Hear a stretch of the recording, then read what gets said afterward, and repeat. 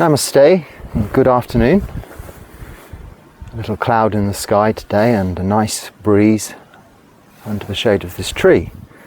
So a very pleasant place to be talking to you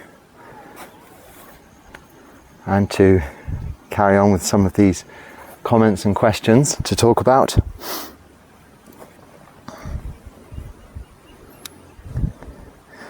Hopefully relatively uninterrupted,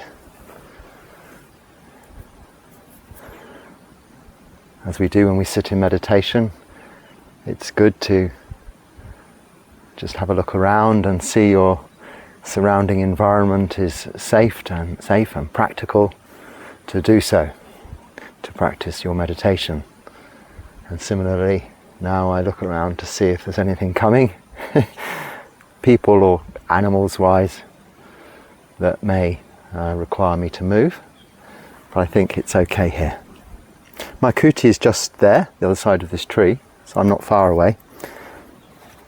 But the local people will bring their cows and goats for grazing on this green area, which is very nice for them, nourishing. Today it's fairly clear. Okay, so let's begin with the first question. This looks like quite a long one to begin with.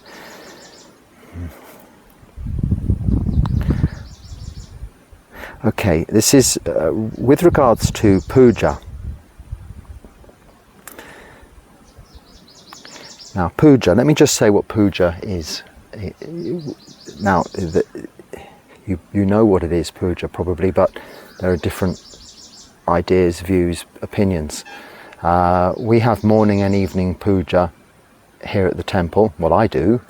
I put it here, some Buddhist chanting live. But puja really is the offering of incense, candles or light and flowers, making offerings to an image, and it's often associated with other religions, Hindu faiths and such like. More of a devotional ceremony of offering, or we could be even offering ourselves in terms of service. And part of the language, part of the words in the chanting is that we are offering ourselves by way of homage to the Buddha, in the case of Buddhism, the Buddha, the Dharma and the Sangha. So we're not offering these goods, these offerings to the statue, effigy, image itself, but in respect of what it represents. Now, for me, this devotional side of the practice isn't the main thing. However, part of the chanting, most of the chanting, is of interest, is interesting because it is usually reflections or reflections on, or literally the suitors, the teachings of the Buddha in the Pali language, their original language, and I have been chanting the English translations also, by way of reinforcing these reflections and these teachings for my own benefit and hopefully others. So I see my evening puja, as I call it, and morning puja, as I call it, more a time for reflection, remembrance, and recitation of these teachings that are the valuable instructions to our practice. Our practice in this Buddhist way of life, which is moral virtue, keeping our precepts as lay Buddhists, 5 precepts of meditation, practicing sitting meditation and mindfulness in all of our daily activities, and of developing wisdom through establishing wholesome mind states and reducing unwholesome mind states.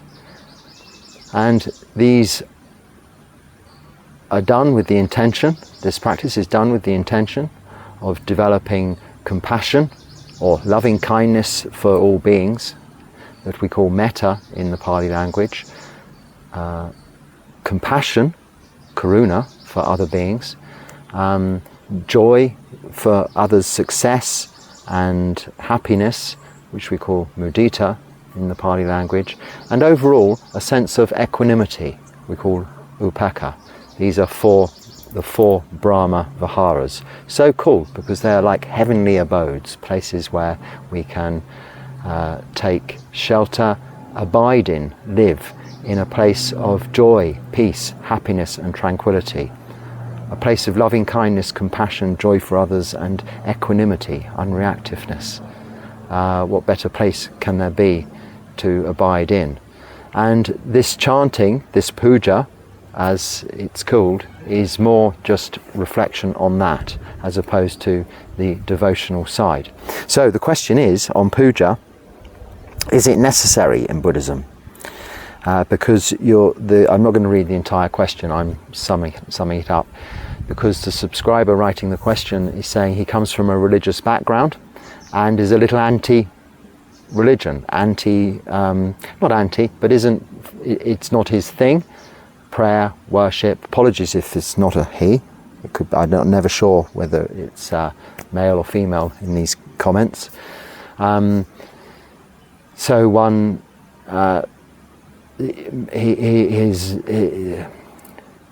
religion, prayer, worship is not his thing, and that's understandable, and Buddhism is attractive because it requires no prayer or worship, and that is true.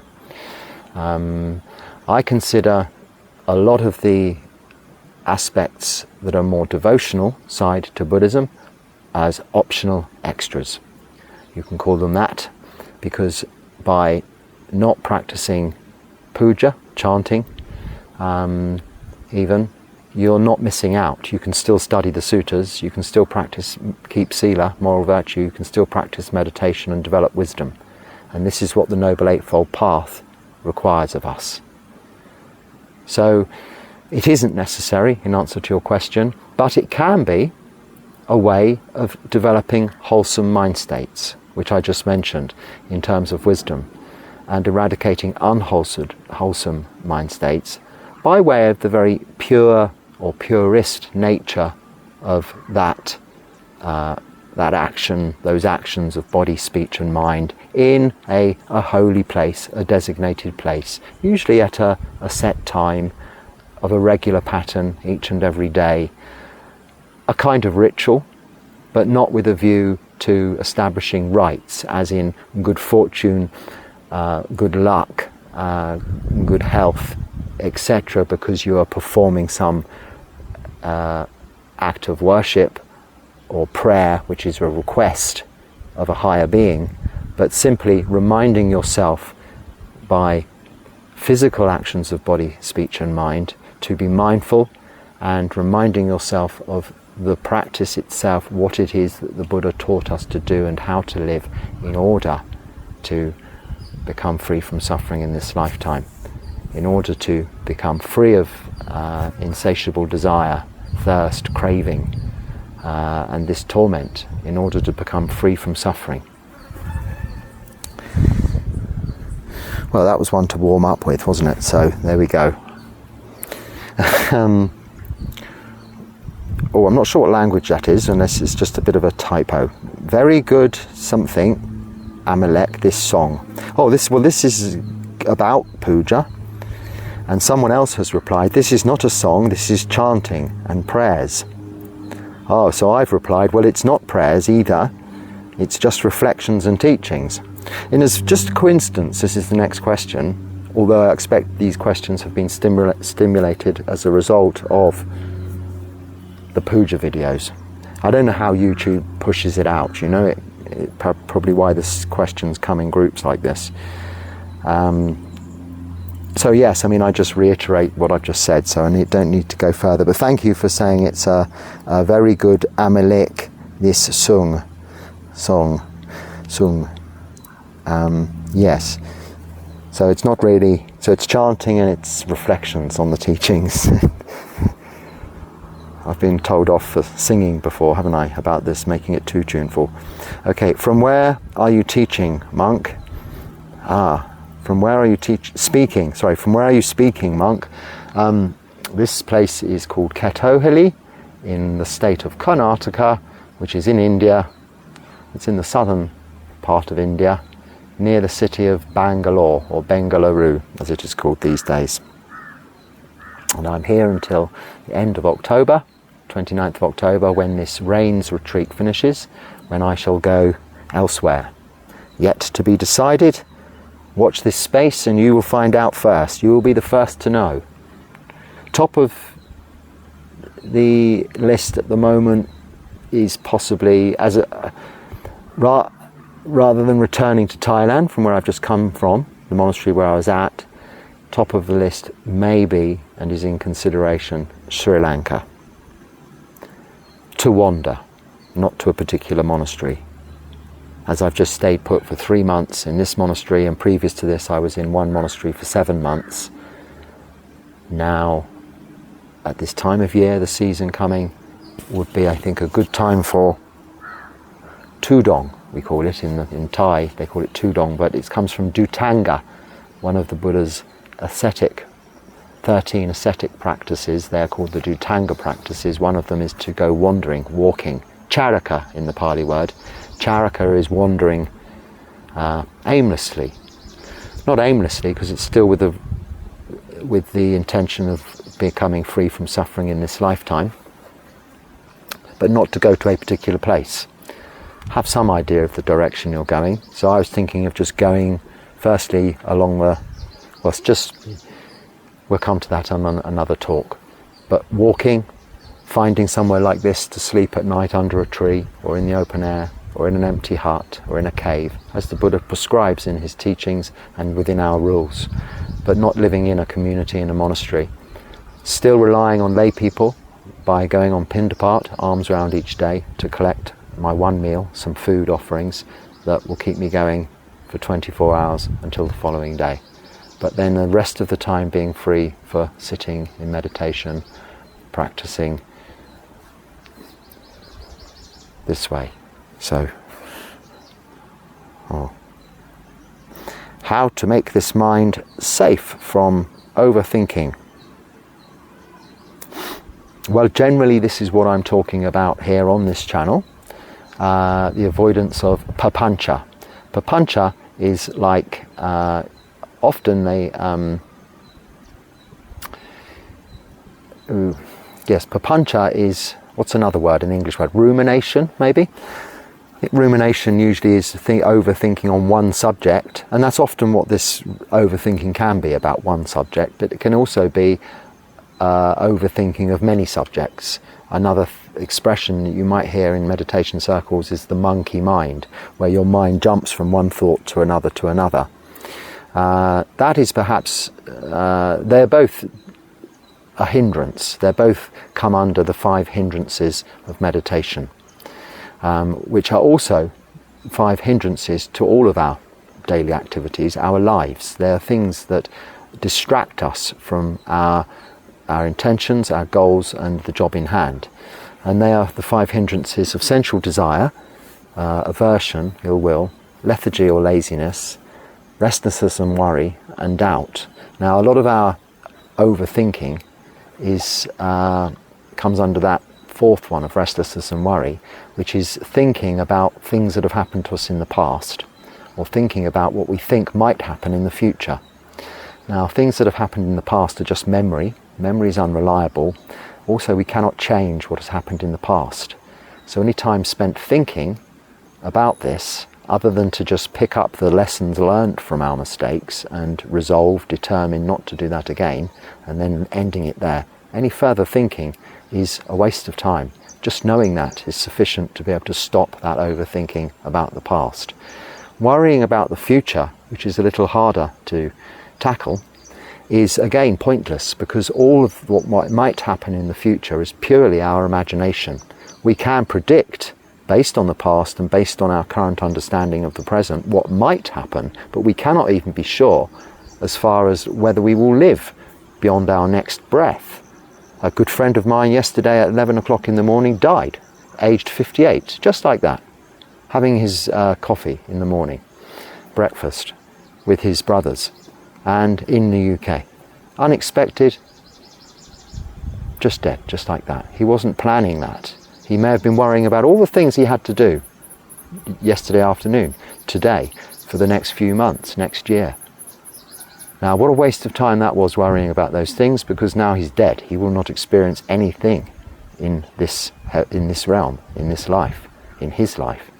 So, we shouldn't worry, think about the future. Plan, yes, in the given time you give yourself for planning, in a structured way, and with understanding and wisdom, but no point ruminating, worrying, having papancha, this discursive thought, so thoughts that are not productive, only an obstacle to having clear focus, clear awareness, and the ability to bring our minds into a settled state in order to become calm and tranquil and peaceful, which is what meditation is about. And practicing meditation helps us train our minds in this way. So how to make this mind safe from overthinking is just that. Practice, keep the precepts. If you're keeping the precepts, you have less to worry about, less fears. And others also have less fears, they are fearless of you. So this is a good foundation to begin with.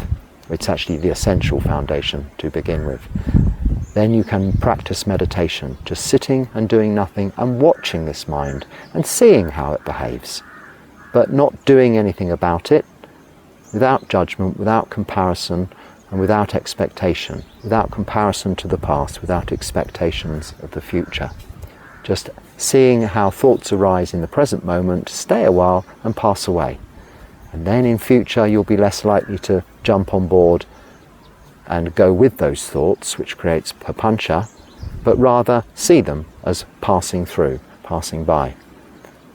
I'm going to look behind me because I can hear something. Well, there isn't anything there though. Just in case it was a tiger. I think I would have heard its breath or smelt it or something if it was. So that's how we become safe from overthinking. Now, it's easier said than done, I know, but with practice we can do it. A thought arises, oh, that's just a thought. Let's leave it alone for now. It will start to happen that way. Once again, I didn't look at the time, but there we go. Now, somebody has gone to, written beautifully about his experiences of jhanas in the past and his meditation experiences that have resulted not necessarily from just sitting, but in his daily activities on occasions has experienced some very interesting and wonderful mind states, which one can equate to some of the jhanas, certainly by way of his description. But in that elaboration, the thing that I've picked up upon in my reply, really, he wasn't asking a question, but really sort of stating his observations of what he's practiced and experienced in the past. What I've replied is that this is all very good, but you must remember that is in the past, like I was just saying. I mean, it's irrelevant. What is important is what you are experiencing now. So one may have experienced the 4 rupa jhanas, and in this case he's even describing the additional 4 arupa, so non-bodily jhanas, where your mind becomes so clear and unaffected by those hindrances. In fact, almost to the extent he's describing getting close to liberation, enlightenment, nibbana in his experience. Now that's all well and good, but if that was just something that happened 11, 8 or 20 years ago, or even last week, it's in the past. What is important is what you're doing now, in this moment. When you sit to meditate, are you able to sit and focus on your meditation object now? Or are you just thinking about what happened a long time ago, or even last week, or even in the last time you sat down? That again, the last time you sat down, it's gone, it's happened, you cannot go back there. It won't be re-experienced. In fact, less so are your chances to attain the same levels of samadhi if you're trying to replicate previous experiences. It is better to just sit and observe the breath or your meditation object and allow this to happen. allow your body to settle so it can naturally relax, your mind to settle so it can naturally become calm. And phenomena, whatever they may be, will arise, again, without judgment, without comparison or expectations of these phenomena, whether they be lights or sounds or feelings or emotions, should not be latched onto. All of these are like trains passing through the railway station, not to be boarded, not to get on board and go to the next station, the next station, the next station, to see them as passing through, because it's actually the peace, the tranquility, the joy, the happiness, the contentment will be found sitting still, in stillness. Everything will be flowing around you, through you, with you, but your essence will be stillness, observation of all that is going on, but seeing it clearly with wisdom and with a heightened sense of awareness, of consciousness, awakeness. This is what we aim for in the present moment. So nice to hear about the past experiences, but don't dwell too much yourself on them. It's not useful for now, and it won't go into the future.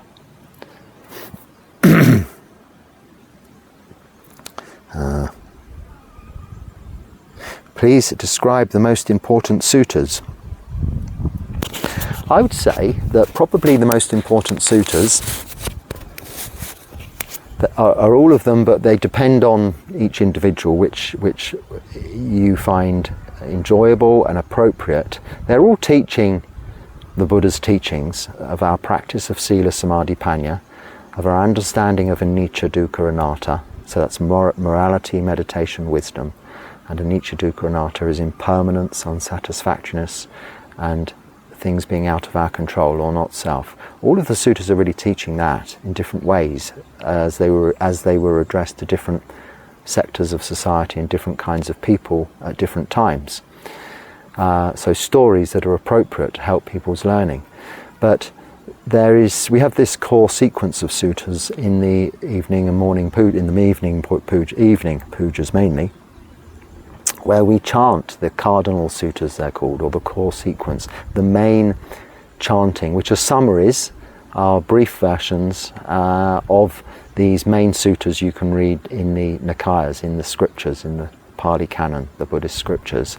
But if you do no more than go to the chanting, not necessarily on this channel, but any Buddhist chanting in the Theravada tradition, you'll find they'll chant the blessings, the paritas, the protection chanting, and some reflections, which really are those, how do you word it, the most important suttas.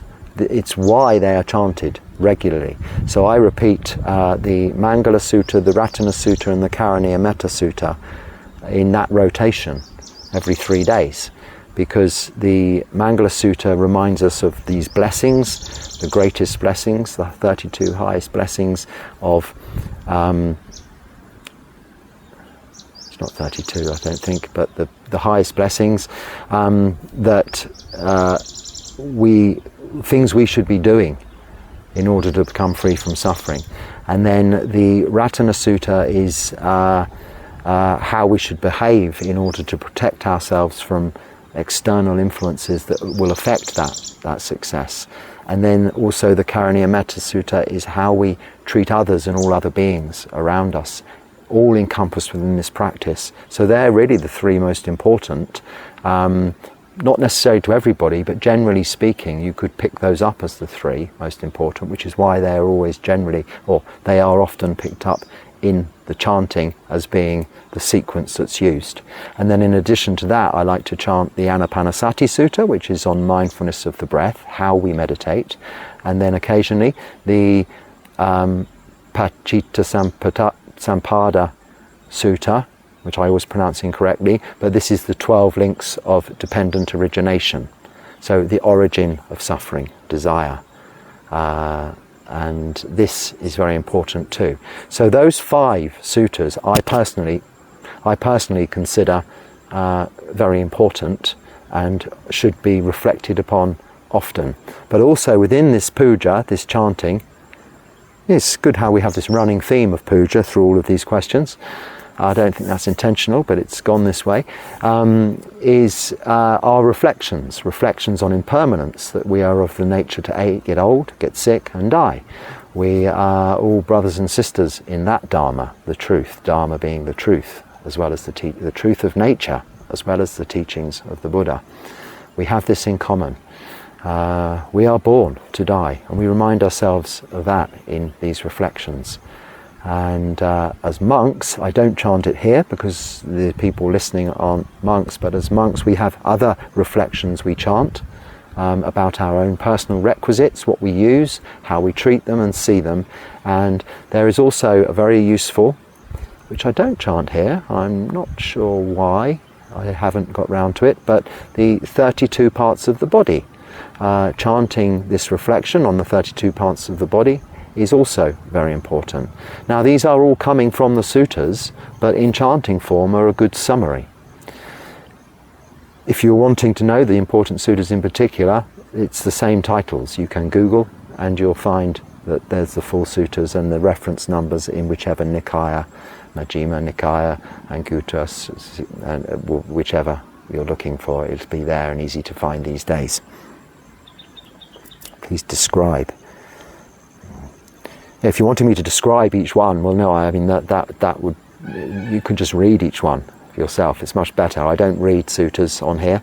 I don't read anything. I just speak from my own experience of putting these teachings, this practice, this training into practice. But there are many channels where you can listen to people reading suttas and then describing their opinions about them, their commentaries around those suttas, sort of sutta-based teachings.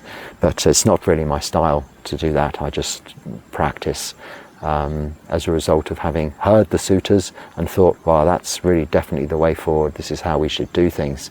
Now let's stop talking about it and just do it. That's what I say, think. What is your opinion? What, in your opinion, is the Buddhist perspective regarding multitasking? Or don't do it, if you can help it. No, mindfulness is really about the job in hand, doing everything very carefully and mindfully. Now, in everyday life it is important, we have to have some aspect of the ability to multitask.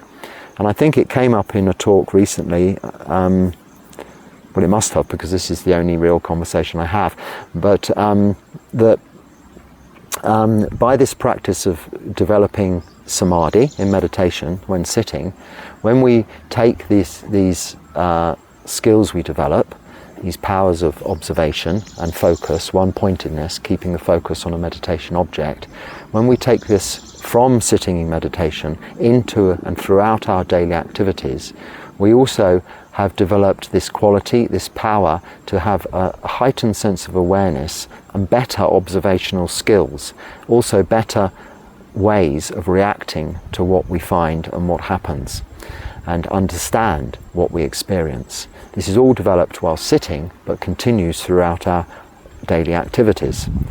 Now this does encompass the ability also, with practice, with meditation practice, to concentrate very well on one task, but also be a little mindful of what's going on around you. So for instance, I'm focusing quite one-pointedly, or in a singular way, on talking about these comments and these questions to you via this means. But if I hear something coming up behind me, I still have maintained some awareness to know that something's coming up behind me, and the ability to leave what I'm doing and observe, check everything's okay, and come back to what I was doing from where I left off. Now that's not really multitasking, there's a slight separation, there's stopping one thing and going to another. Now all multitasking is, and this isn't a Buddhist perspective, this is from a time management background, but all multitasking is that, just that. You stop one thing and you do another thing, then you go stop that thing and go back to another thing. People think they can do more than one thing at the same time, or two things at the same time, three things, four things. People think they can be thinking one thing and and feeling another thing, or feeling something and thinking something else. No, we only do one thing ever at one time. And in meditation and samadhi, we see that that is all we are doing, by slowing the whole process down, observing and watching that our mind is with one thing, but it jumps from that thing to another, back and forth. And meditation is about keeping it in one place for some time, for as long as you can, to train it to be able to direct it to where you want it to jump. So multitasking, if you are, say, this child trick of doing a circle on your tummy like this, and then some other motion with your other hand, some opposing things which are quite difficult to do, then the training to do that is to be sort of doing a motion of one move, focusing on, say, this hand, then flipping to this hand and that, but very quickly. So our thoughts, our actions have the ability to jump from one to the other very quickly, and seemingly we are doing the same, a smooth two things at the same time. Like film, old-fashioned film in frames, is lots of pictures all moving together quickly to make a seemingly smoothly moving film, motion picture. But it's individual frames, and our thoughts, our attention is the same. So multitasking is doing lots of tasks, but not at the same time, but quickly in succession and going back and forth from one to the other. Now, if you are able to not have to do that, it's better to just do one thing at a time and then start the next thing. If you have to do more than one thing at a time, then know that you're flipping from one to the other, and be more aware and conscious that that is what you're doing. You will then do each task better, because whilst you're doing the one thing, your full attention will be on it. Then knowing that in a minute you'll flip to this thing, and you'll do that with your full attention on it. Then you flip back to this thing with your full attention on it. Still, however, your sensory perception is there. You're seeing, hearing, smelling, tasting, touching, and thoughts are arising. But similarly, they're coming in to focus and going out of focus again, to some extent distracting you from what you're doing. And if you don't have mindfulness, sati, if you haven't practiced samadhi to maintain focus on one thing, then you will be distracted by all of those sensory perceptions. But otherwise, you will have the focus to remain on what you're doing and just see those as passing distractions to come back to later, or flip to if necessary. But that's multitasking. It's not doing two things or multiple things at the same time. It's doing lots of things in succession rapidly. So it's not really a Buddhist point of view. I mean, the Buddhist answer is no, just do one thing at a time. Watch the breath, and that's sufficient. Okay, what's this?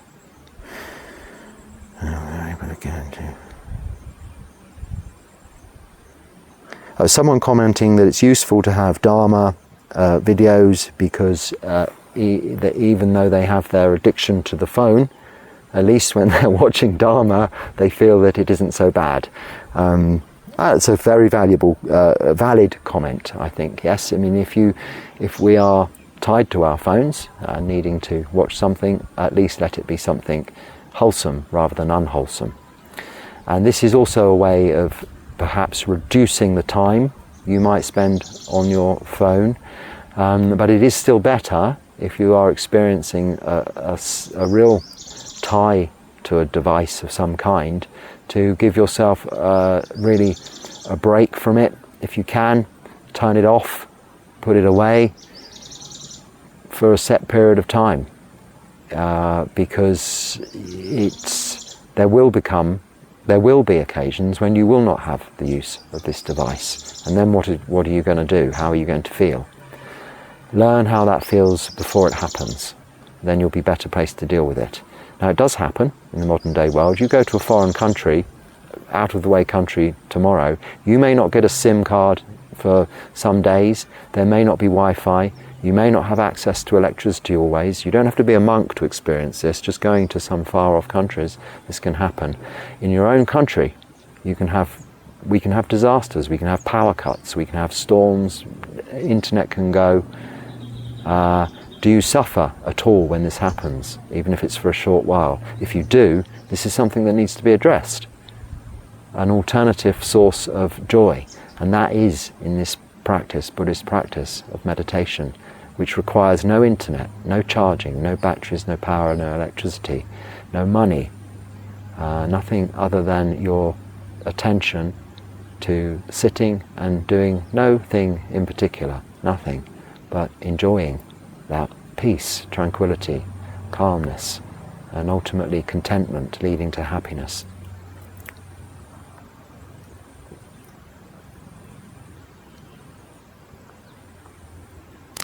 Now, a long statement about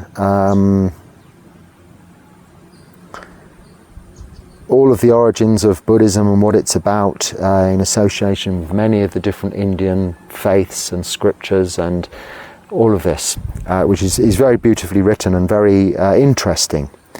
But I've given them a rather short reply, which I apologise for. I don't mean to be curt, but to anyone whom has never read any of these scriptures, heard any of these words, because you're referring to my description on emptiness and then associating with that with other religions' descriptions on emptiness, sunyata. To anyone reading that who's never heard of any of these words, all of that would be, that statement is emptiness in itself, because it means nothing. And sunyata means nothing, no thing. Not emptiness as in a container with nothing in it, but something of no content. Which is slightly different, because that you can have emptiness which is infinite, like space and spaciousness, whereas an empty pot has the four sides, walls, whatever you call them, of the container, a pot, and a lid maybe, but this is emptiness contained. But sunyata is overall emptiness of nothingness. Now, any amount of words that mean nothing to somebody, either because they're in a foreign language or they're just not words that someone has heard or understands, are empty words. So however beautiful they are, it's an empty statement. What is most important is experience for yourself the practice firsthand, rather than the intellectual basis comparison, and therefore as a result of that comparison and decision-making judgmental process on previous writings, religions, faiths and scriptures, rather than have expectations based on those, just see what actually really happens and witness, experience the truth as it is. Feel emptiness, know what it is. That is the best way to understand and know the Dharma. Not from what I say, not even the Buddha said, not from what he said, the Buddha said, but from what you experience yourself. He teaches us how to do that, but go and then experience it for yourself.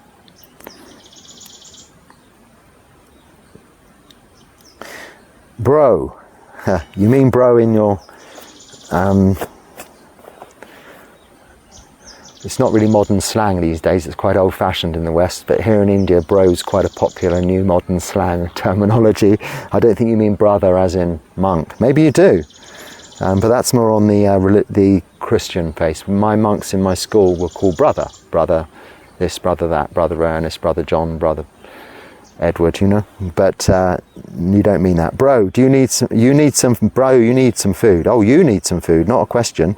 Yeah, probably I'm getting thin. I mean, I only eat rice and dal here and some vegetables once a day, so I'm going to get thinner. But when I go walking on Tudong, I'll either get less food or more food. This food thing goes up and down. I don't concern myself too much about it. I'm not going to die, not here. I'm well looked after. I get sufficient food, enough. But I walk a lot. And although meditation is seemingly a very sedentary activity, just sitting on the floor, like I think I again mentioned the other day, whatever I do requires me to get up from the floor and then get down again. This is quite a physically active thing to do in itself. If you try not sitting on chairs and at tables for just one day, just living on the floor, you'll find you will strain muscles that you didn't even know you had. I'm used to it, so it's easy. But living on the floor without furniture's there to make our lives easier, you see. So when you don't have furniture as a monk, you have to live with what nature gave you, and then you do use more energy, and therefore you don't put on weight. Really, monks living this true life, not of asceticism, but of a forest monk, just practicing meditation and eating one meal a day and wandering and walking, won't become fat, because they're not sitting in comfortable chairs, they're not eating much, and they're using quite a lot of energy. So yeah, I'm a bit thin, but I thought you said, do I need some food? And I said, well, I'm adequately provided for by way of dana offerings, which are all gratefully received. Anumodana, thanks for asking. But you weren't asking, you were making a statement. How do you deal with loneliness? Oh, that's a bit of a long question. Maybe I don't have time for that one. Let me just give a short answer, and I might expand upon it in the next talk.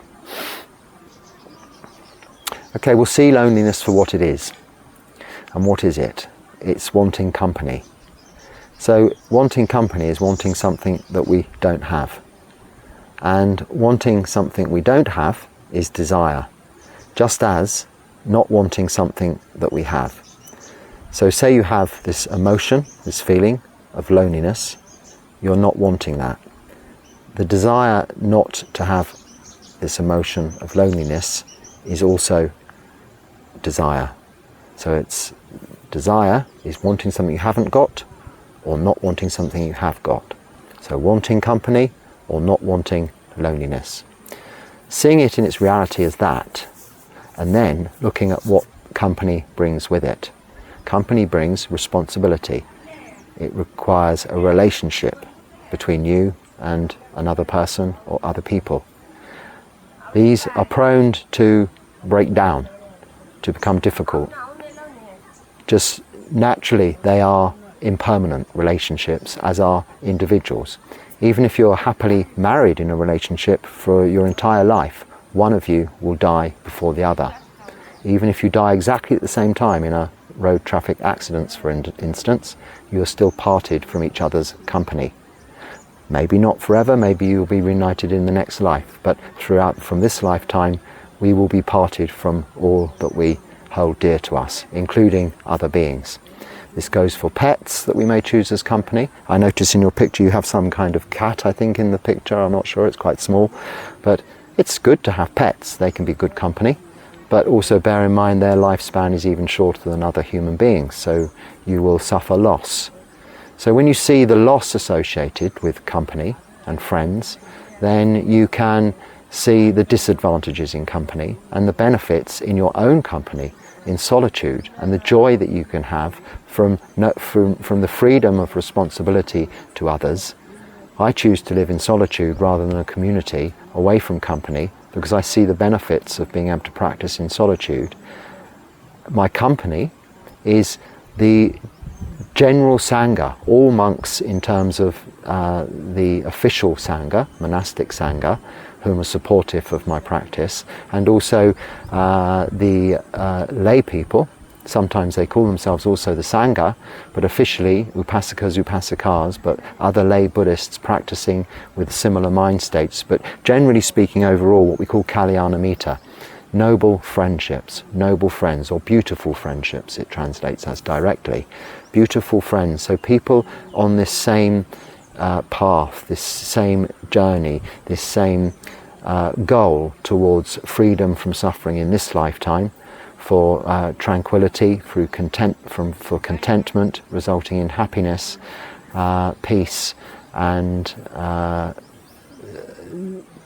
people whom are practicing this Noble Eightfold Path of right view, right intention, right speech, right action, right livelihood, right effort, right mindfulness, right meditation. In other words, sila, moral virtue, samadhi, meditation, and wisdom, developing apanya, wisdom, developing wholesome mind states, reducing unwholesome mind states.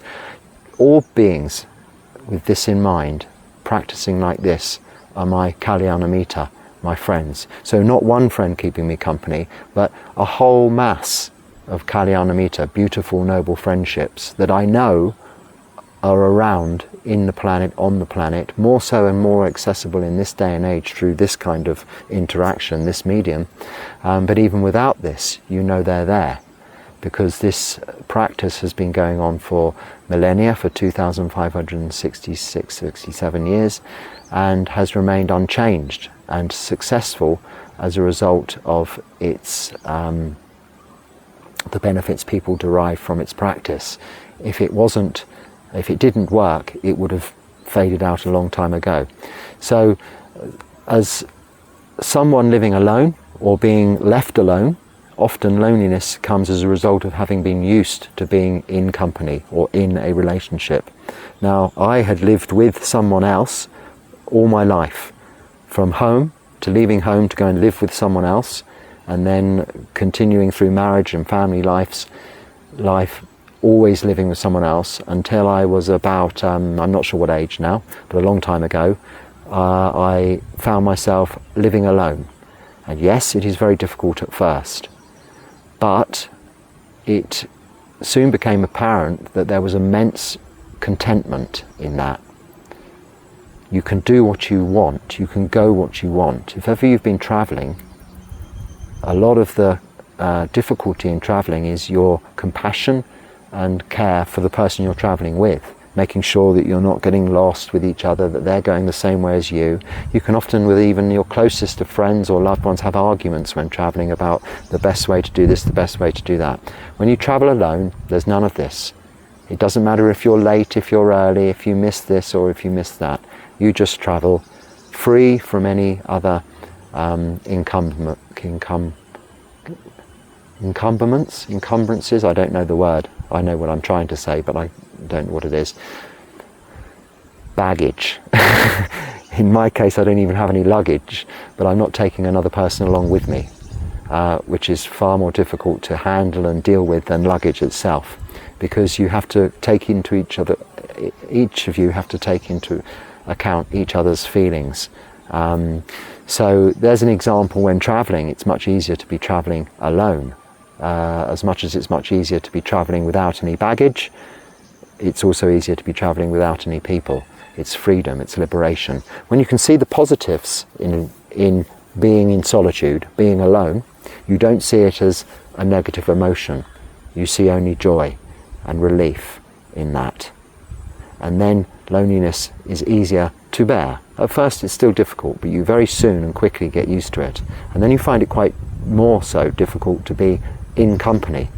So then you are able to choose noble friends and not just tolerate wrong company.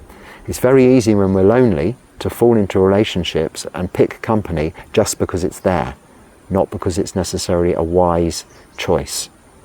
It may be inappropriate company. Those people may be doing things that aren't good and may discourage your practice, or maybe even if you're not Buddhist, they may push you in directions in life that you wouldn't normally go in, and are not necessarily right.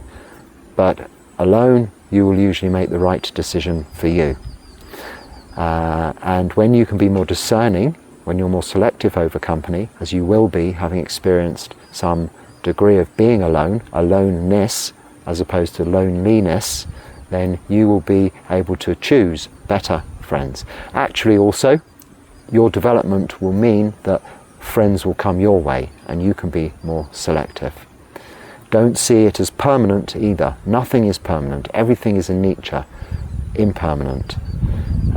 So all conditioned things being impermanent will not last. So you may feel that you're alone now, but this won't always be the case. In which case, make the very most of it whilst you can. Enjoy it. Solitude is good, and the Buddha recommended it too. I've actually got to the end of the questions. I think that's the first time.